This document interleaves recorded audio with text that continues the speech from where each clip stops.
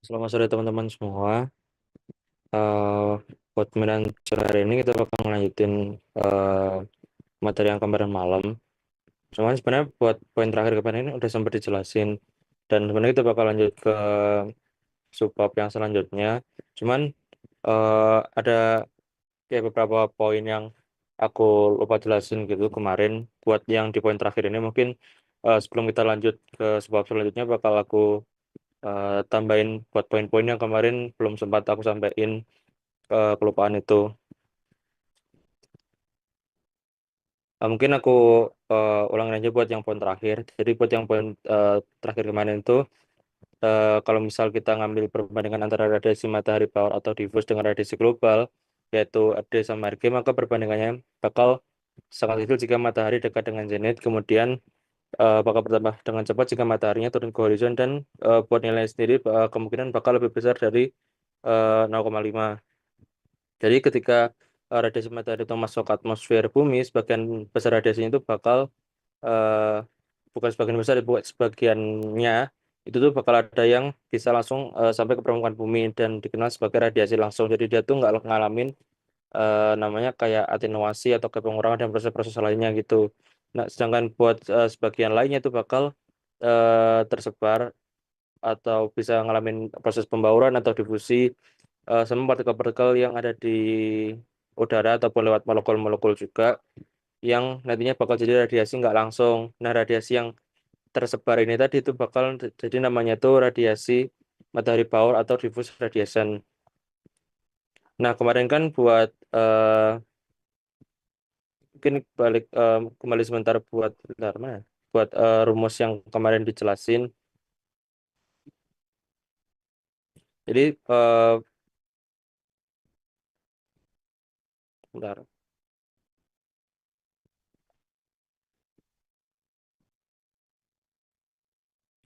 Jadi kan kemarin buat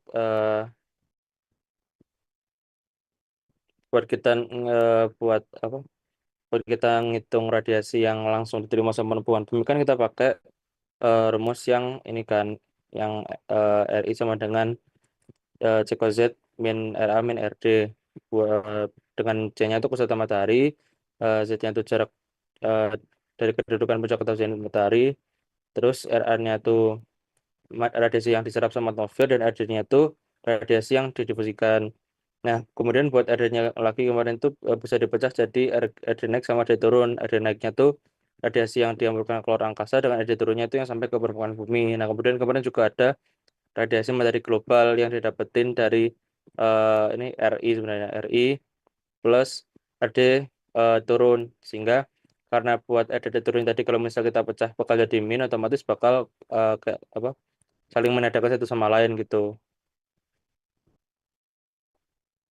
Nah, kalau buat yang di bentar. Kalau buat yang dibahas di poin yang ini tuh kita bahas tentang perbandingan antara RD sama RG-nya itu.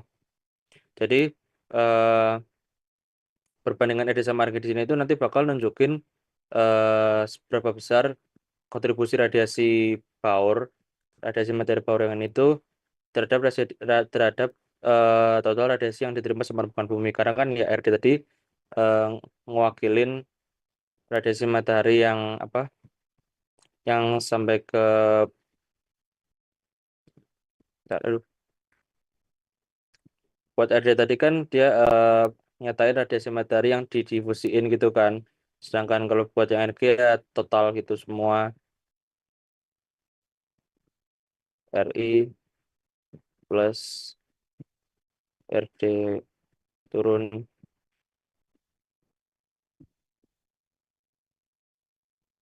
Jadi kalau buat RD kan dipecah jadi RD naik sama RD turun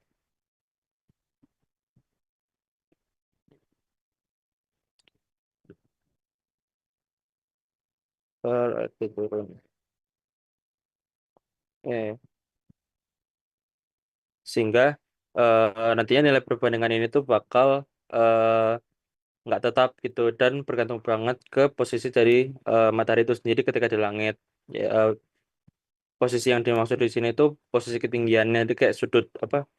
Kemarin kan kita pakai pakai gini kan buat perumpamaan, jadi kayak pakai eh, solar Zenith Angel gitulah buat kita ngitung pengaruh dari apa dari radiasinya terhadap apa ketinggian mataharinya gitu kan, karena dia kan bervariasi sepanjang hari gitu, bisa di dekat cakrawala ataupun bisa di dekat dari zenit. Nah, ketika matahari itu ada di dekat zenit, ada di atas ini, eh, zenit kan posisi ketika matahari itu tepat di atas kepala kita gitu kan. Sebenarnya misal kalau misal diproyeksikan itu bakal kayak tegak lurus gitulah sama kepala kita, atau 90 derajat gitu. Nah, nantinya radiasi langsung tuh bakal dominan karena jalur matahari yang dilaluinya itu bakal lebih pendek ketimbang apa ketika nanti ketimbang mataharinya itu bakal di dekat horizon atau di dekat cakrawala. Nah, sehingga jumlah radiasi yang tersebar itu bakal lebih kecil, sehingga nilai RD sama RG-nya itu bakal kecil. Jadi sesuai sama yang dikatain di sini. Nah, kemudian kalau mataharinya itu ada di dekat horizon, ada di dekat bawah sini, eh, radiasi langsungnya itu bakal berkurang karena jalur radiasi yang dilewatin kan bakal lebih panjang gitu kan. Bakal lebih panjang ketimbang sama yang ada di sini. Sehingga dia itu bakal ngelewatin lebih banyak apa ya, kayak ngelewatin lebih banyak udara sama partikel, sehingga radiasinya itu bakal lebih tersebar gitu, dan radiasi baurnya bakal lebih meningkat secara signifikan, sehingga perbandingan RD sama RG-nya tadi kan tadi nunjukin perbandingan antara yang disebar sama totalnya kan, jadi sehingga nilainya karena tadi lebih banyak disebar, nilainya itu bakal meningkat gitu, dan bisa sampai ke nilai 0,5 yang dimaksud di sini. Jadi buat faktor-faktor yang pengaruhin perbandingan Edisa Marigel tadi itu ada posisi mataharinya, terus ada kondisi atmosfernya juga, kayak banyak apa, seberapa banyak partikel atau molekulnya, kayak gitu-gitu. Jadi itu sih buat kemarin yang sebenarnya mau aku jelasin buat lebih detailnya. Nah, aduh bentar. Nah, terus kita bakal lanjut ke mata subbab yang selanjutnya.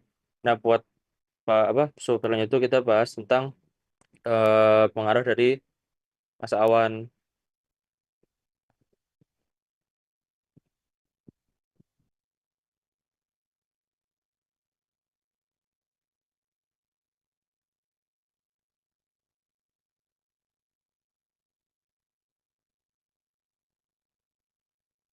Enggak guys.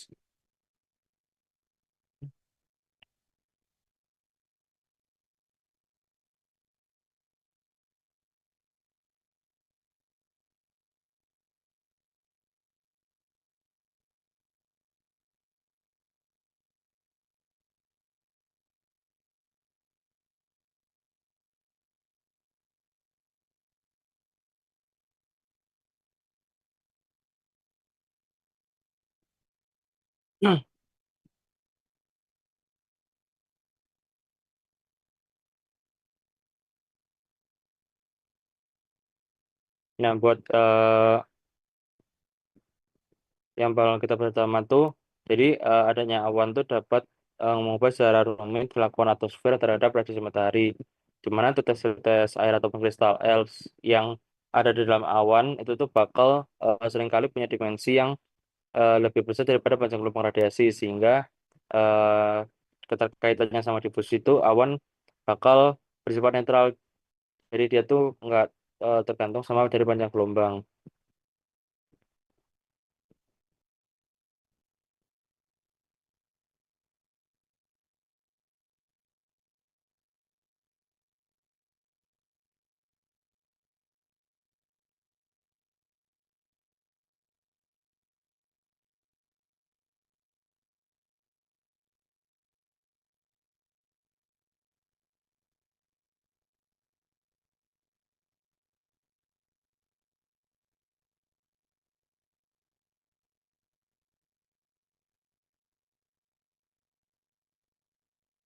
Nah, jadi eh,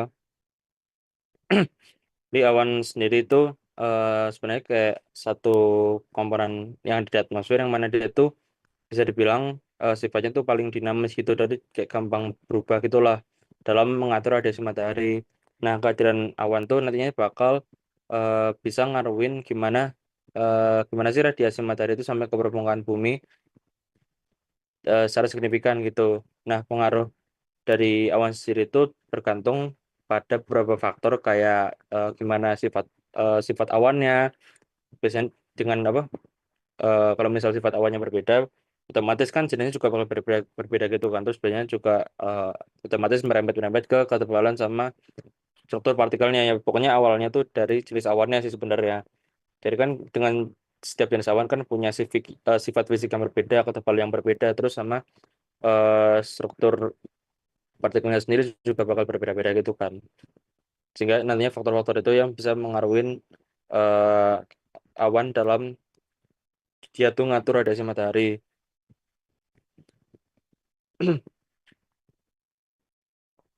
Nah, tadi kan udah disebutin kan kalau misal di awan tuh dia tuh kesusun sama tetesan air, terus kristal es gitu-gitu kan, yang ukurannya tuh biasanya tuh gede gitu. Jadi gedenya di sini tuh lebih gede daripada panjang gelombang radiasi matahari.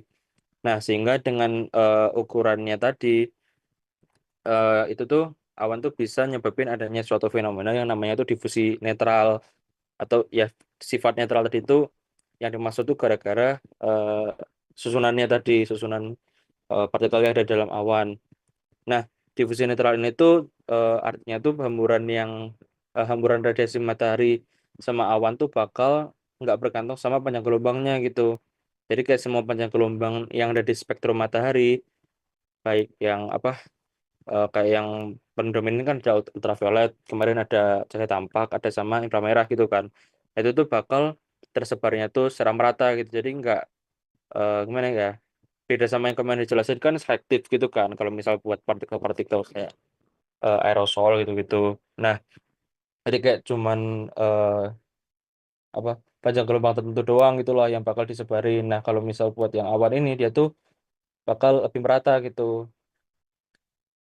Nah, tadi kan eh, salah satu faktor yang nyebabin awan tuh bisa mengaruhin gimana terdistribusinya radiasi matahari kan dari itu kan apa, ketebalan gitu.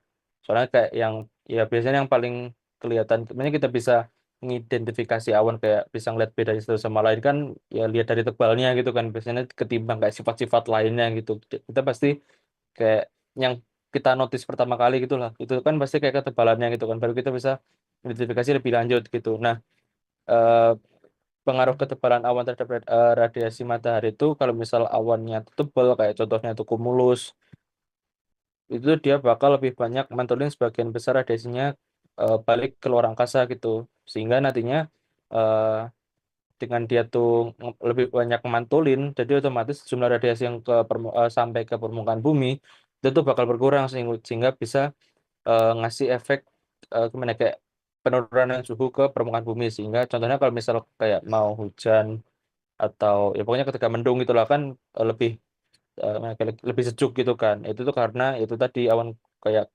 cumulus tuh punya kecenderungan buat mantulin gitu. Nah, sedangkan buat awan-awan yang tipis, sebagian besar radiasinya sebagian besar radiasinya itu bakal cenderung bisa nembus awannya itu, sehingga dia tuh nggak ngalamin namanya hemburan. Otomatis radiasi yang sampai ke permukaan bumi itu bakal bersifat baur gitu, sehingga ya efek efek pendinginannya itu kurang itulah. Nah, sebenarnya ada ya nantilah itu sekalian dibahas sama yang poin selanjutnya. Nah, sehingga dengan adanya difusi netral atau fenomena difusi netral dari awan tadi, jadi itu cahaya itu bakal lebih menyebar gitu, sehingga ketika radiasi matahari itu lebih tadi kan lebih tersebar ke apa, di seluruh panjang gelombang gitu kan, otomatis permukaan bumi itu bakal tetap terima cahaya, even intensitasnya itu berkurang ketika eh, kayak contohnya ketika mendung gitu, tapi apa intensitas cahayanya itu bakal tetap kita terima.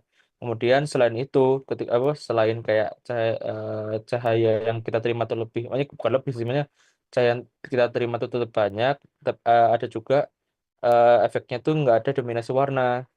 Karena tadi kan balik lagi buat difusi netral yang di awan tadi kan nggak itu kan apa nggak bergantung pada banyak gelombang, sehingga nggak ada satu warna spektrum yang dia tuh bakal lebih menonjol gitu loh, lebih dominasi daripada lain, sehingga awan tuh makanya dia tuh netral, apa warnanya dia tuh eh, putih keabu-abuan gitu.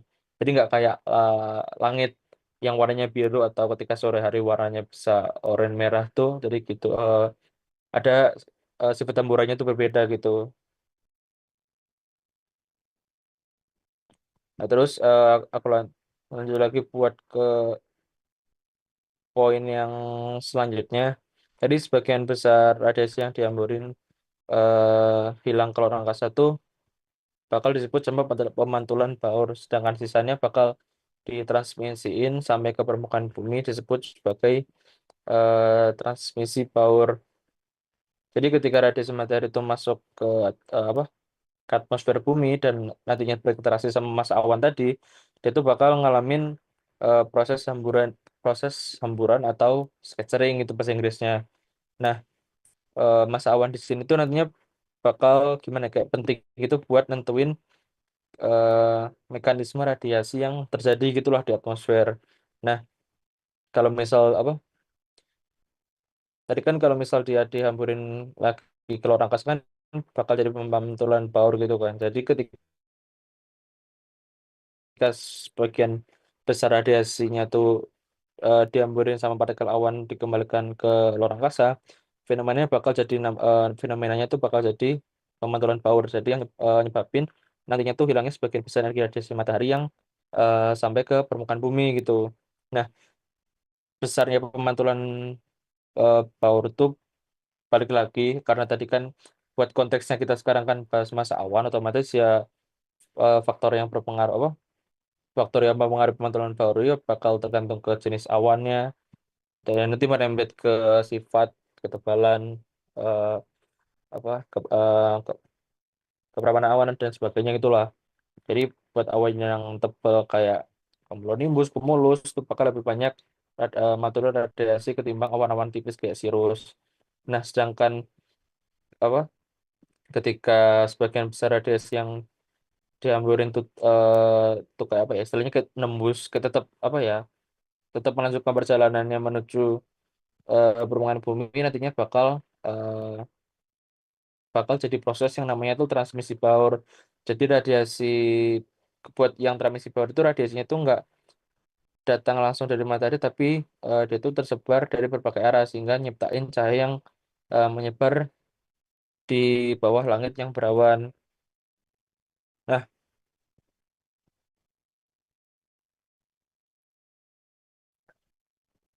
Nah, terus aku lanjut lagi buat ke poin selanjutnya.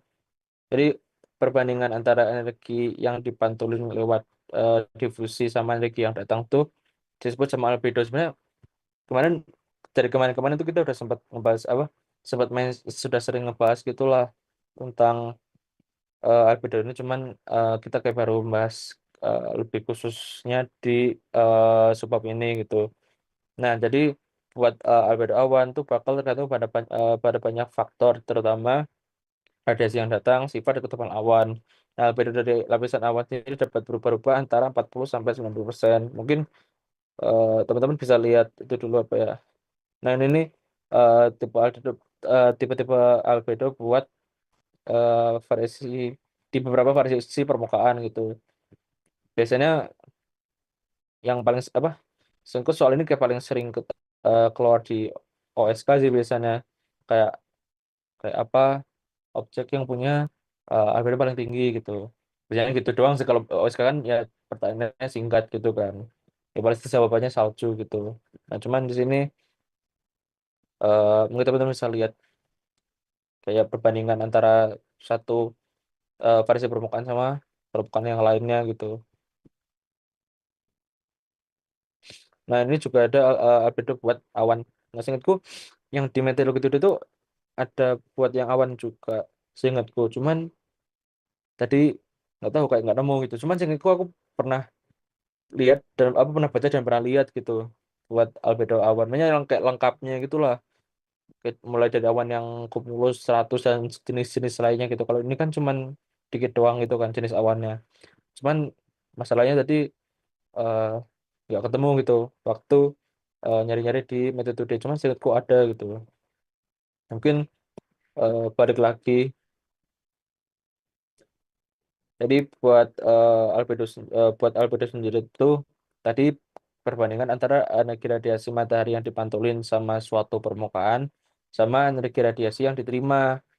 Nah, kalau misal kita konteksnya di di sini kan kita nggak ngambil apa konteksnya kan masa awan gitu kan. Jadi albedo awan atau biasanya disimbolin sama A besar A kecil itu tuh nunjukin kemampuan lapisan awan buat dia tuh mantulin radiasi matahari kembali ke luar angkasa. Jadi ya biasanya disimbolinnya tuh gimana ya nulisnya. Jadi albedo awan sama dengan eh sama dengan aduh eh kelamaan kalau nulis sebentar.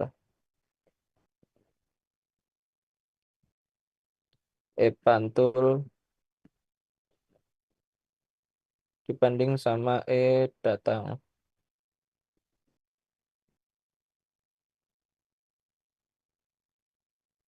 Tapi di rumusnya gitu doang sih buat albedo awan dengan pantulnya ya energi yang dipantulin datangnya energi dari sini diterima gitu. Nah buat faktor-faktor yang mengaruhi albedo tadi kan udah sempat disebutin beberapa juga gitu kan. Mungkin dibahas satu-satu gitu. Yang pertama tuh dari faktor radiasi matahari yang datang. Jadi intensitas sama sudut datang radiasi matahari itu bakal mengaruhi jumlah energi yang dipantulin sama awan nantinya.